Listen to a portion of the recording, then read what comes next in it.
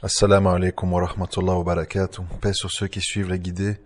Paix et bénédiction sur le prophète sallallahu alayhi wa sallam, sur ses compagnons, ses amis, sa famille, ainsi que sur tous ceux qui le suivront de bonne foi jusqu'au jour du jugement.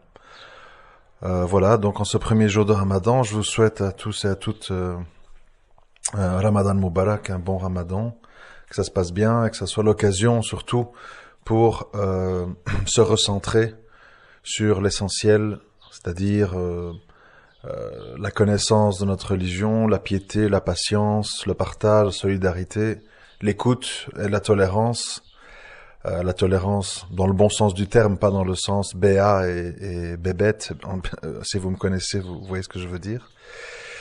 Et voilà. Donc ceci étant dit, le monde continue à tourner, les choses continuent à se passer. Je voulais intervenir aujourd'hui parce que un petit événement, une petite anecdote m'a inspiré un sujet. C'est souvent comme ça, des petites choses font penser à des grandes. Alors, quelle est cette petite anecdote? Eh bien, aujourd'hui, j'ai découvert avec, je vais dire, stupéfaction, bon, voilà, par hasard, totalement par hasard, en zappant, j'ai découvert que la fameuse chanteuse de The Voice, Menel, était invitée sur la 5 en direct, je précise, en direct, aux alentours de 19h30, 20h, donc durant la période de jeûne, évidemment, puisque ça s'interrompt, bon, en tout cas pour nous dans le Nord, aux environs de 9h20, 21h20, je ne sais pas exactement à Paris quelle heure c'est, ça ne doit pas être très loin. Et donc elle était invitée, bon bien entendu elle était en apparat ultra light pour ne choquer personne, donc un turban blanc pour faire un peu sainte, le plus court et ramassé possible, et pour le reste une chemise, un pantalon moulant, des boucles d'oreilles, etc. Bon, ça bon c'est pas le nœud du problème. Et alors donc dans cette émission qui consiste à répondre à des journalistes, elle s'est littéralement, il faut appeler un chat, je m'excuse, hein, elle s'est littéralement fait humilier, rabaisser. Et malheureusement, elle n'a pas assumé ses écrits qui lui ont mis sous le nez et qu'elle avait écrit il y a 2 ans par rapport à ses opinions, ce qu'elle pensait par rapport aux événements des attentats en France, etc. Elle a vraiment répondu à côté d'une manière très maladroite. Et évidemment, personne n'est dupe. J'imagine bien que ça va donner du grain à moudre à tous les gens qui disent les frères musulmans nous infiltrent, ils n'assument pas leurs propos, etc. C'est vraiment une grosse gaffe parce que si on prend la responsabilité d'aller à la télé, c'est au moins pour pour bien représenter les musulmans, dans le sens parler intelligemment, être crédible, être sensé. Là, elle est vraiment passée pour je m'excuse, hein, mais bon, pour une bête fille qui radote, qui fait vraiment la gamine, qui n'assume pas. Enfin bon, c'est dommage. Mais à nouveau, c'est pas encore le nœud du problème. Ça, ce sont des trucs périphériques. Le nœud du problème, en fait, c'est que pour qui c'est décodé les choses, c'est choquant. Pourquoi? Parce que c'est une émission, en fait, où à la fin de l'émission, donc vers 19h30, 19h, 20h plus ou moins, tout le monde se met autour de la table et le chef cuistot sert un repas à tout le monde. Et Menel, comme les autres, on lui a servi un repas devant son nez, quoi. Donc voilà. Bon, fort heureusement, elle n'a pas mangé. Il manquerait plus que ça. Mais moi, ce qui me dérange dans cette histoire, c'est qu'en fait, les médias sont très très au courant, bien entendu, que c'est le Ramadan. Ils ont dû en parler en coulisses avant de faire l'émission, puisque certainement elle a dû dire ne le prenez pas mal, je ne vais pas manger parce que c'est le Ramadan, etc. Et dans l'émission, il n'a jamais été question du Ramadan, ça a été totalement ignoré, et on lui a servi un plat de nourriture sans dire voilà, Menel ne va pas manger, elle est en période de jeûne ou quoi que ce soit. Le sujet a été complètement écarté, on l'a mis l'assiette de nourriture sous le nez. Et jusqu'au bout, le grand plan, je ne sais pas si vous pouvez retrouver l'émission, hein, donc nous sommes quel jour? Je sais même plus. Nous sommes jeudi, Premier jour du Ramadan, c'est l'émission C'est à vous. Donc je crois que ça passe en replay quelque part. Et donc le plan final, c'est la caméra qui prend Ménel en gros plan avec son assiette devant elle et qui reste fixée sur elle en s'éloignant. Et puis voilà, tous les invités disent au revoir. Bon. Alors, de cette petite histoire assez médiocre et assez bête, me vient quand même une réflexion que je trouve importante à partager avec vous. Parce que c'est très important, quelle que soit votre tendance, votre façon de voir les choses, que vous soyez n'importe quel courant, je pense qu'à un moment donné, c'est important de comprendre exactement les phénomènes qui sont devant nous. Parce que beaucoup de gens les décodent à leur façon, et qui les dramatisent ou qui les minimisent, et donc évidemment ça rajoute à l'incompréhension entre nous les musulmans.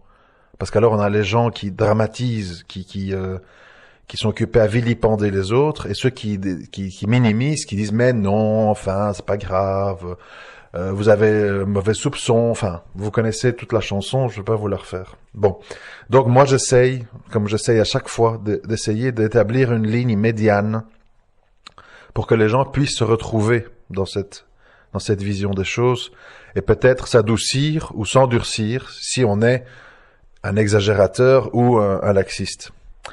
Alors, ce qu'il faut comprendre face à cette société qui est devant nous, je ne vais pas vous répéter des choses que vous savez tous. Oui, on traite souvent de la question de l'islam. Oui, on surdramatise des faits divers. Je suis désolé de le dire, mais je le redis parce que c'est la réalité. L'épisode avec le Tchétchène qui a tué une personne au couteau, qui en a blessé 2-3 autres, je ne sais plus les chiffres, hein, qu'on le veuille ou non, c'est un fait divers. À connotation terroriste, je suis bien d'accord, hein, puisqu'il est tchétchène, il est musulman, apparemment il se serait affilié à Daesh, etc. Mais c'est un fait divers, c'est-à-dire qu'on a affaire à un mort avec une arme blanche, un couteau de cuisine. On n'est pas en face d'un gars qui fait sauter une valise avec des armes bactériologiques ou je ne sais pas quoi, avec 300 morts. Bon, on se comprend. On est devant un fait divers. Quelqu'un qui prend un couteau, qui va dans la rue et qui décide, pour X, Y raison, sa copine l'a largué, il est de mauvaise humeur, il a raté son bac et je ne sais pas quoi, qui décide d'aller poignarder des gens en disant Allahu Akbar. Bon. S'ensuit à nouveau des faits très troublants, mais ça, c'est chaque fois la même chose. Donc, je ne veux pas faire le complotiste de comptoir, mais un policier dit je l'ai tiré au taser, ça n'a fait aucun effet. Il était très motivé et tenace. Allez sur YouTube, tapez taser, vous allez voir que même des mastodontes de 300 kilos, quand ils sont tasés, ils sont par terre, occupés à baver. Bon. Ici, en l'occurrence, le taser ne marche pas, donc ce qui fait qu'on a dû l'abattre. Soit. Qu'est-ce que vous voulez que je dise? J'étais pas là, donc je ne sais pas si c'est vrai, si c'est faux. C'est pas le plus important.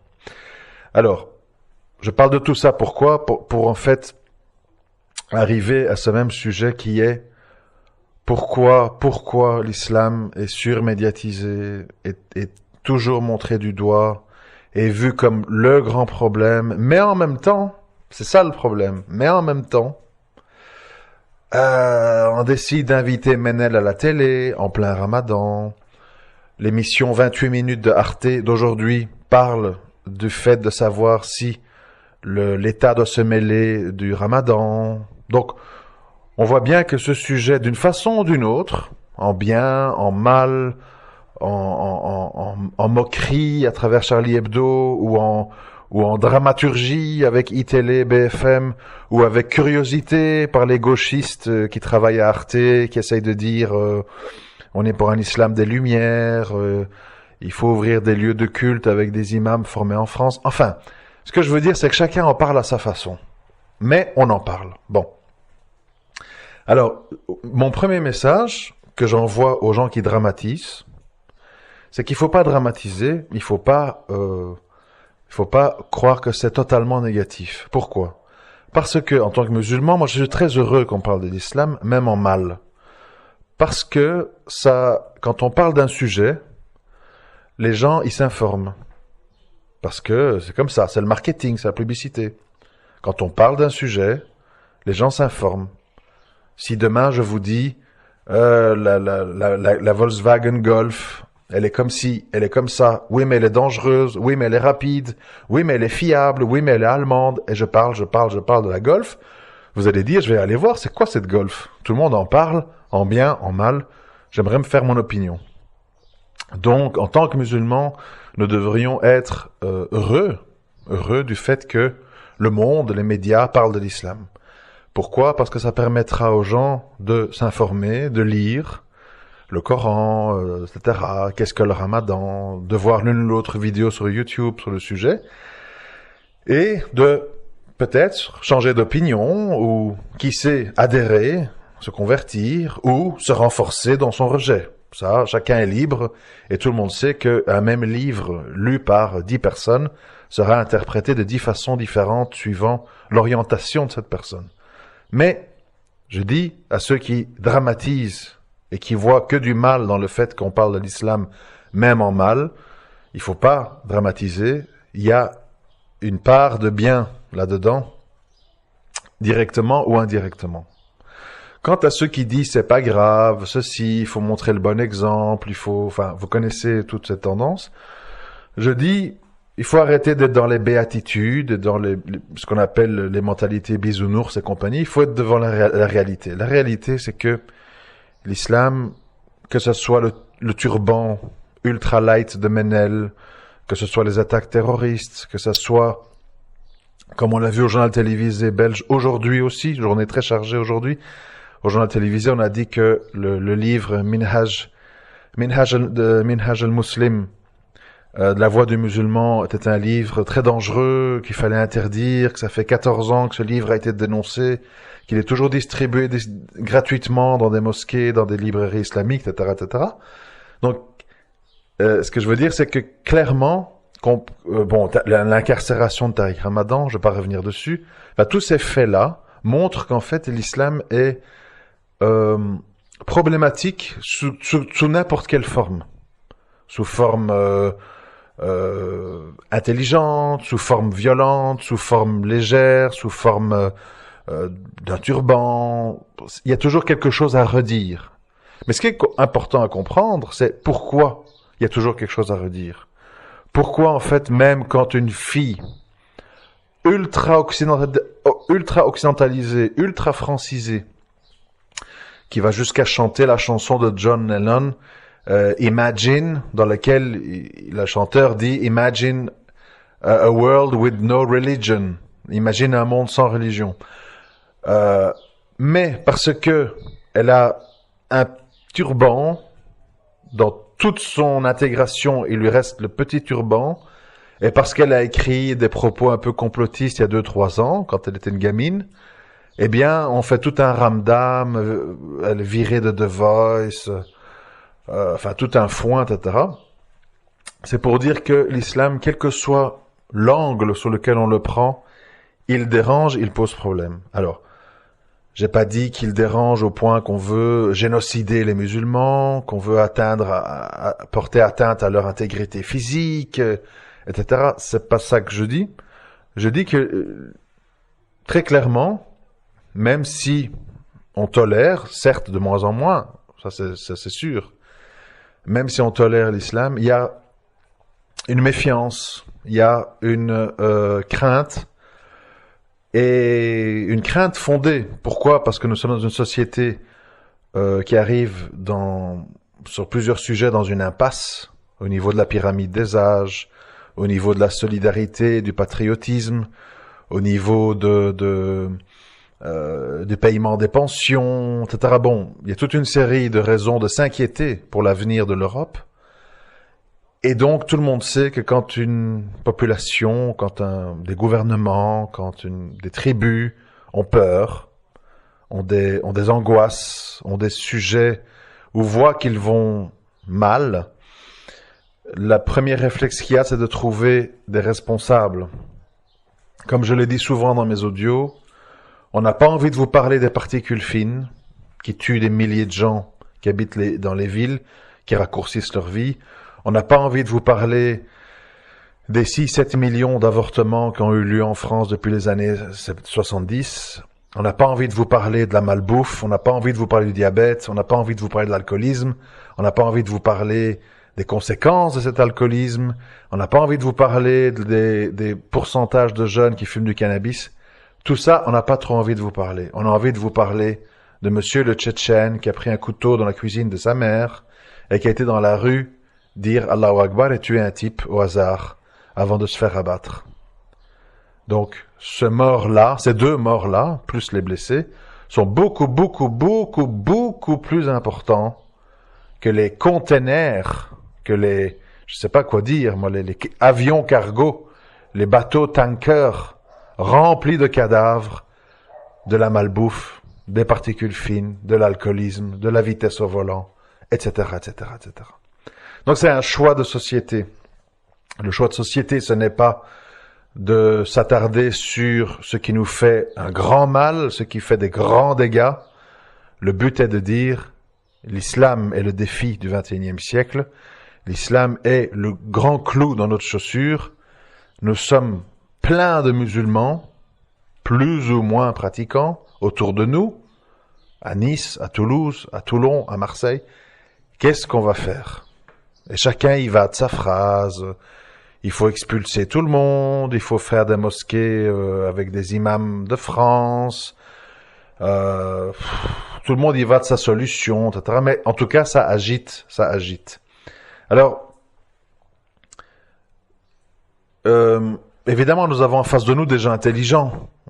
Ça, il faut quand même comprendre une chose, c'est que la mécréance est une forme de bêtise, certes.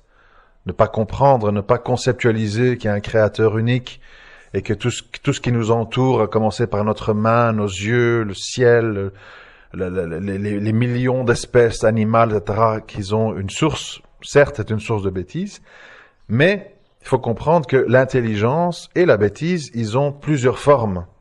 C'est-à-dire qu'on peut être quelqu'un qui ne comprend pas des grands concepts. C'est très important ce que je vais vous dire là. Pour ceux qui ont été un peu distraits, soyez attentifs quelques minutes. Je sais que je m'emporte beaucoup sur des sujets un peu disparates, donc on s'égare, mais là je vous demande d'être un peu attentifs. Il faut bien comprendre une chose et qui nous perturbe beaucoup, nous les musulmans. On n'arrive pas à concevoir, mais comment ça se fait en fait que les mécréants, ils sont derrière Google, ils sont derrière Apple, ils sont derrière les grandes inventions, les voitures, les ceci, les avions, les montres suisses, etc. Il faut comprendre une chose, l'intelligence humaine est multidimensionnelle. Dans le sens que vous pouvez être un grand expert en programmation Python, être capable de créer des fabuleuses blockchains inviolables, anonymes, etc., etc., mais être totalement idiot, totalement ignorant de tout ce qui sort de cette compétence. Et ça, nous les musulmans, nous avons du mal à comprendre cet aspect des choses. Cet aspect, c'est que l'intelligence est multiforme. Il y a l'intelligence émotionnelle, il y a l'intelligence logique, il y a l'intelligence basée sur la mémorisation, il y a l'intelligence de la culture générale, il y a l'intelligence de savoir avoir la capacité de relier les causes à effet, les liens, les interactions. L'intelligence, personne de sensé ne peut la mettre dans un cadre des limites. L'intelligence a plusieurs formes. Et comme je l'ai dit, à un moment donné, des gens peuvent être géniaux, des écrivains géniaux, des philosophes géniaux, plein de choses où ils sont géniaux, mais être dans l'incapacité de comprendre des choses qui nous paraissent parfois simples. Vous voyez, comme pour revenir à mon exemple, pour le programmateur Python, un langage d'informatique, ce qu'il fait, c'est évident. Il dit, mais enfin, c'est bête, voilà, il suffit de faire ça, taper telle ligne de code. Et quand on n'a pas l'esprit mathématique ou l'esprit programmeur, on ne comprend rien. Eh bien, c'est la même chose, mais dans d'autres choses. C'est-à-dire, quand vous parlez l'au-delà, le créateur, c'est cela, pour des gens qui sont très dans la logique, très dans le « je ne crois qu'à ce que je vois et ce que je peux prouver scientifiquement », ils perdent pied. Donc en fait, ils sont mal à l'aise et deviennent nerveux. Et donc, il faut comprendre, partant de cet état de fait, c'est très important de suivre, hein. Partant de cet état de fait, il faut comprendre la situation. La situation, c'est que nous avons l'Occident qui non seulement s'est autodéterminé comme le phare du monde, mais en plus qui est reconnu par le monde comme le modèle. Il faut bien comprendre, les gens ont tendance à dire oui, l'Occident s'impose partout. Non, non, c'est pas vrai. Les gens ont envie de ressembler au modèle occidental. On n'oblige pas les Japonais et les Chinois à mettre des robes blanches et à faire des mariages occidentaux dans l'apparence. Ils le veulent, ils admirent, ils mettent des crèmes éclaircissantes en Afrique, ils vont se faire dépigmenter au laser en Asie pour avoir l'air plus blanc, etc. En Inde, j'ai vu aussi, etc. Donc il y a un mouvement mondial qui consiste à dire le blanc c'est bien, le blanc c'est l'argent, le blanc c'est la réussite, je veux avoir l'air d'être blanc, je veux me démarquer des gens des campagnes qui sont foncés, en Inde, en Afrique, en Asie. Et donc, il y a cette course mondiale à rejoindre le modèle unique, qui est une sorte de monothéisme humaniste. C'est-à-dire que le blanc, mais sans forcer les gens, je répète, en faisant appel aux bas instincts des êtres humains, à l'envie de facilité. J'ai faim, je vais au McDo, j'ai envie de boire un truc sympa qui est pas alcoolisé, je prends un Coca, j'ai envie d'un chouette téléphone solide et qui présente bien, j'ai envie d'un Apple. Je fais une recherche sur Internet, je vais sur Google. Vous comprenez? C'est-à-dire qu'à un moment donné, les gens adoptent des automatismes occidentaux, de leur plein gré. Bien sûr qu'il y a une manipulation derrière, parce que tout le monde sait que les gens sont attirés par la facilité, attirés par je te prends mon téléphone, allô, Domino Pizza, boum, elle arrive à la porte, etc. Les gens sont attirés. Mais, il y a un modèle archi-dominant qui véhicule des valeurs. C'est-à-dire, tout ce que vous connaissez, égalité homme-femme, démocratie, droits de l'homme. Aujourd'hui, c'était la journée contre l'homophobie, etc., etc. Bon. Alors, évidemment, là où se pose un problème, à un moment donné, c'est quand une religion très importante, c'est-à-dire qu'elle touche plus d'1 milliard de gens dans le monde, et elle est présente partout dans le monde, comment va-t-on faire pour que ces gens qui, bien sûr, sont attirés par notre modèle de société, bien sûr, ils achètent des iPhones, bien sûr, ils mangent au McDo, si possible, halal, etc. Mais comment va-t-on faire pour faire sauter les derniers verrous? Cette petite envie de pudeur, cette petite envie de se marier, cette petite envie de faire des enfants, cette petite envie de dire que l'homosexualité, c'est peut-être quand même bien souvent une maladie psychologique. Comment va-t-on faire pour abattre ces derniers murs, ces derniers barrages qui les empêchent quelque part de devenir nous? Après, qu'ils fassent la fête le soir en mangeant en famille, à la rupture du jeûne, c'est pas ça qui nous dérange foncièrement. On voudrait en fait que les derniers obstacles à rejoindre le navire de l'idéologie dominante occidentale soient abattus. Et donc, il y a plusieurs choses qui sont tentées. C'est ce que j'ai dit plus tôt. Tantôt, on parle du voile de Ménel. Tantôt, on parle du double discours de Ramadan. Tantôt, on parle du Tchétchène qui a poignardé quelqu'un. Tantôt, on va dire les femmes afghanes et leur burqa. Vous savez, aujourd'hui, nous sommes quoi maintenant, 2018, hein? C'était en 2002, il y a 16 ans. Donc les plus jeunes d'entre vous ne sont même pas au courant. Il y a 16 ans, tout le monde allait à la télé, il faut aller libérer les femmes afghanes dans leur burqa, les pauvres. Ce truc, c'est l'oppression, elles vivent dans des cages, etc. Nous sommes en 2018, la burqa est toujours là, parce que pour des raisons culturelles, toutes les femmes bourgeoises de Kaboul ne veulent pas être reconnues dans les marchés, et donc c'est aussi une raison culturelle de porter la burqa, enfin soit. Et bien tout d'un coup, la burqa, plus personne n'en parle. Le sort des femmes afghanes n'intéresse plus personne. Et les talibans, qui sont encore très actifs en Afghanistan, ne suscitent plus l'intérêt de personne. Donc en fait, il y a des sujets qu'on met comme étant très prioritaires et très urgents à régler, qui en fait sont des modes. On a la mode Ramadan, puis on a la mode Ménel, puis on a la mode à terrorisme, et puis on a la mode femmes battues, avec des imams qui appellent à frapper les femmes, et puis on a la mode l'Algérie avec le fils, attention, ils sont à l'autre bout de la Méditerranée, etc., etc. Et puis ça se tasse, et puis on passe à autre chose. Mais c'est un rythme constant et multidirectionnel que l'islam est évoqué. Alors pour conclure, parce que j'essaie de ne pas être long, pour conclure, ce que je veux dire, c'est que on peut pas empêcher les gens de manipuler.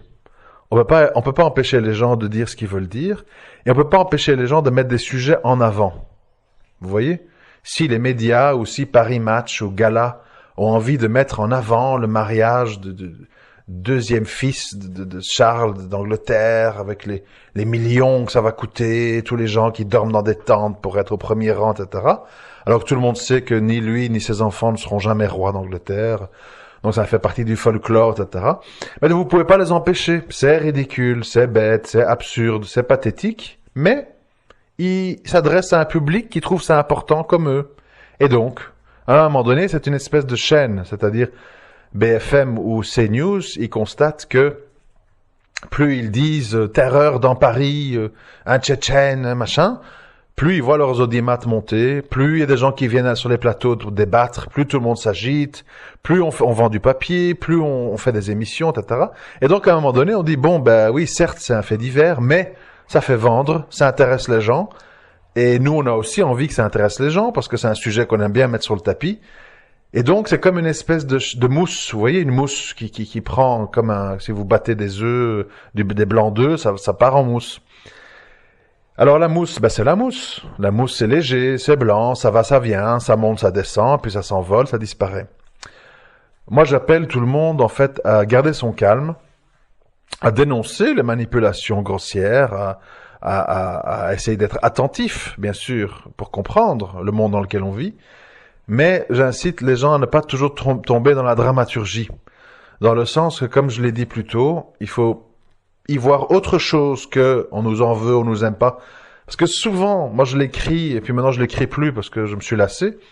Souvent, je vois de manière répétitive sur Twitter ou Facebook des gens « Regardez, les Juifs, ils peuvent truc et nous on peut pas. Regardez, ils nous empêchent de ceci. Regardez le Burkini. » Bon, il y a plein de raisons de dire ça.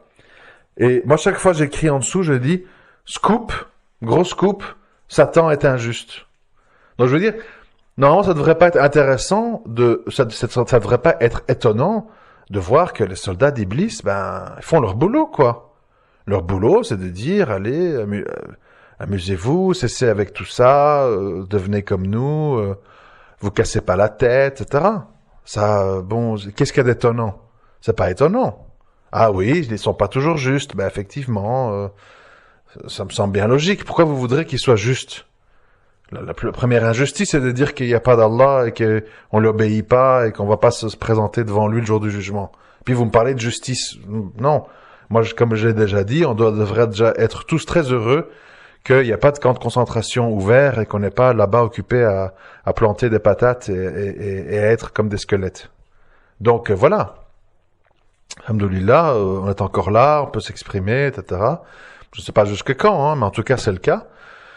Donc je dis, pas de dramatisation, ils font ce qu'ils ont à faire, ils disent ce qu'ils ont à dire, c'est de bonne guerre, c'est logique, chacun sa destination, je veux dire, voilà, chacun fait son choix. Ceux qui disent, il n'y a pas d'enfer, il n'y a pas de paradis, je me fous de tout ça, eh ben très bien, voilà. Si vous voulez, vous allez courir derrière les gens, non, truc, machin, voilà, donc...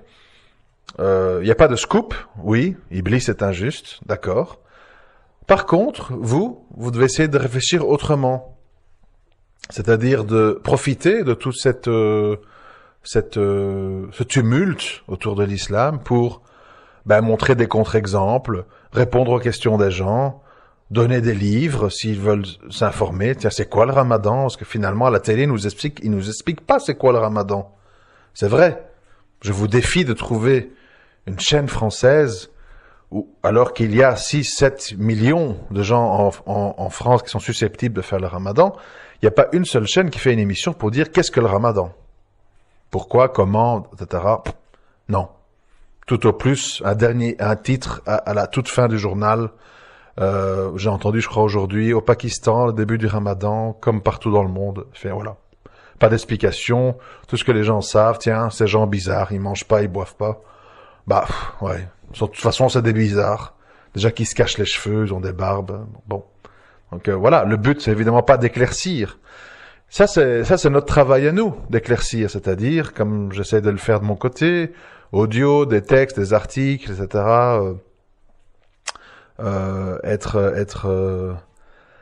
Être présent. D'ailleurs, j'en profite. Bon, ils me l'ont pas demandé. Hein, c'est un peu, c'est moi qui y pense. Je ne connais malheureusement pas les adresses par cœur, donc il faudrait faire un petit peu des recherches. Mais je sais que il y a un frère qui s'appelle Renaud, je sais plus Renaud comment, j'ai oublié, qui va publier, je pense, tous les 3 mois un magazine très très complet avec plein de choses intéressantes sur l'histoire, sur tout ce qui peut intéresser en tout cas les musulmans ou les non-musulmans qui veulent en savoir plus sur l'islam. Il va publier un magazine, donc je crois que son site, vous pouvez le retrouver, son blog, ça s'appelle Sarrazin. Je crois que sur Facebook, son nom c'est Renaud Klinger, Klinger. Et il est donc la personne qui édite ce magazine. Et de ce que j'ai pu en voir sur Facebook, c'est très intéressant. C'est pas partisan, c'est pas bébête ou binaire. C'est quelque chose de profond, sensé et qui défend cet islam du juste milieu que je prône. Et il y a également, je crois, un frère prénommé Issa qui va sortir son premier livre aux éditions Ribat. À nouveau, j'ai pas les adresses, il faudrait un petit peu chercher.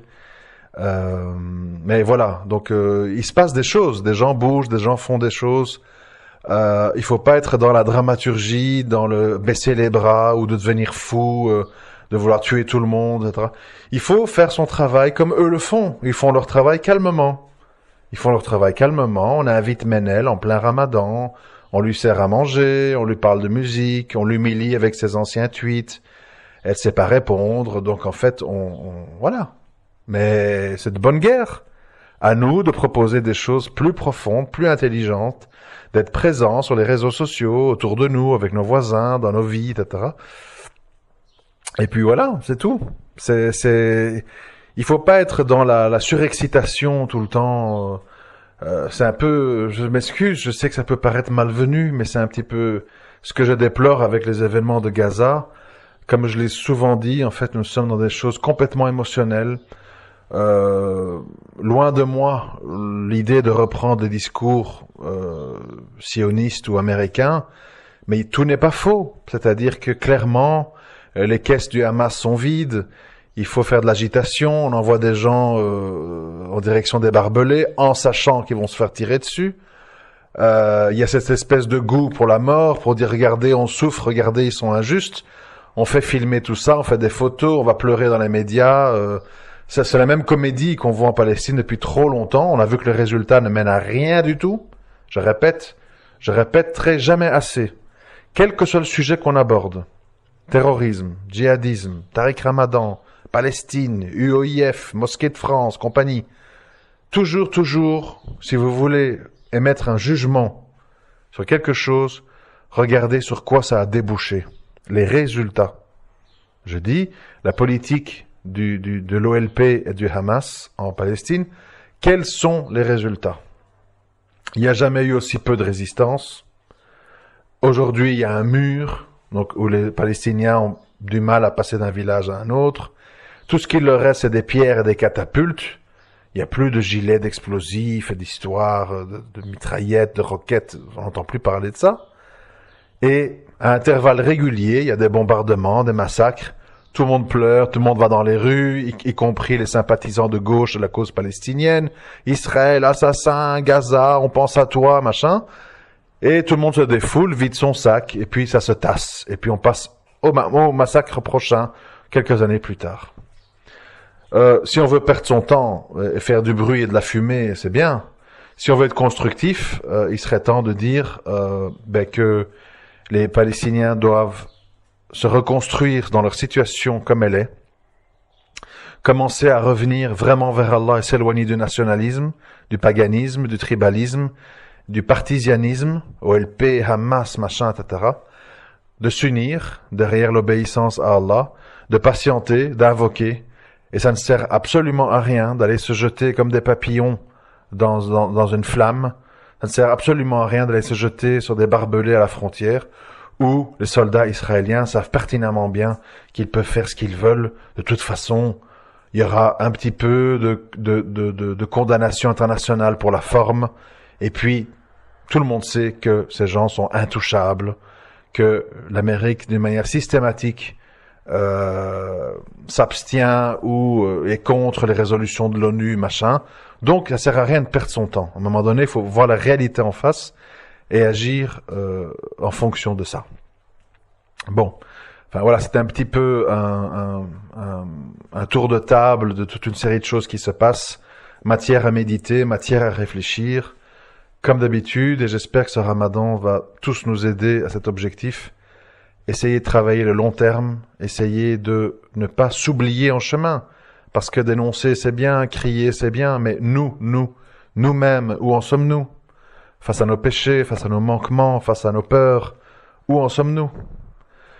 Et la reconstruction et la victoire commencent par se construire soi-même une vraie personnalité islamique, et pas une personnalité islamique d'apparence, derrière des bakiyas, des barbes, des niqabs, etc. Moi, je parle une vraie mentalité islamique. Ça veut dire visiter les malades à l'hôpital, visiter les détenus, défendre l'islam en expliquant, en répondant à la question des gens, créer des mini-États islamiques chez soi, avec des règles, de la discipline, des horaires, de la propreté, recycler les déchets, que sais-je, toute une série de choses qui apportent une valeur ajoutée et pas être des espèces de bohémiens ou de mi-gitans qui n'ont de musulmans que en fait leur passage à la mosquée, et pour le reste, eh bien en fait c'est une vie qui va à l'inverse de toutes les valeurs de l'islam. La victoire est impossible comme ça. C'est très simple à comprendre. Mais comme on est impatient, comme on suit des fausses pistes, on veut des grandes révolutions qui en un jour tout se transforme. On l'a vu en Syrie, il faut tirer la leçon de la Syrie. Quand les gens ne sont pas prêts et sont gangrénés par le nationalisme, le tribalisme, etc., etc., vous perdez votre temps. Ces gens vont être les premiers à vous condamner, à vous combattre, comme on le voit avec l'ASL, etc. Parce qu'ils ne comprennent pas, parce qu'ils ne sont pas préparés, parce qu'ils ne sont pas éduqués, et parce qu'ils sont encore véhiculés par des valeurs incompatible avec l'islam. Donc, on perd son temps. On se retrouve à devoir tirer, comme ça a été le cas, plutôt que sur des gens de Bachar, etc., on se retrouve à devoir tirer sur des voisins, des frères, des anciens amis, parce que lui fume encore, parce que lui, il réclame encore l'aide de la Turquie, parce que lui, il pense encore que la démocratie sera un truc, et on est là, on s'entretue. Et puis on se retrouve tous morts. Il reste quelques survivants, souvent des femmes et des enfants, qui eux se retrouvent dans des prisons kurdes et chiites. Et qui sont condamnés à mort dans la justice irakienne. Parce que la France n'en veut pas. Voilà le résultat. Je m'excuse. Jugez sur les résultats. Jugez sur les résultats. Je l'ai dit, Tariq Ramadan a arpenté la France depuis 25 ans. Avec des discours, machin, moratoire, etc. Quel est le résultat? Est-ce que l'islam, en France, est dédiabolisé, est compris? Non. Non. Donc, à un moment donné, il faut toujours se demander, ce que je fais, ça, c'est dans quel but? C'est contre-productif? C'est pour attirer l'attention sur nous? C'est pour me défouler? C'est pour vendre des livres? C'est pour vendre des tickets à des conférences? C'est pour me retrouver invité avec Alain Grèche et machin à parler de la cause palestinienne. Depuis 40 ans, tout le monde radote en long, en large et en travers. Attention, ne vous laissez pas manipuler. Devenez des êtres humains. Devenez des gens conscients et instruits et modérés dans le bon sens du terme. Ça veut dire modérés. Ne tombez pas dans les jugements faciles, qu'ils soient violents ou laxistes. À très bientôt, Inch'Allah. Que votre Ramadan se passe bien. Et que Allah accepte nos invocations. Assalamu alaikum wa rahmatullah wa barakatuh.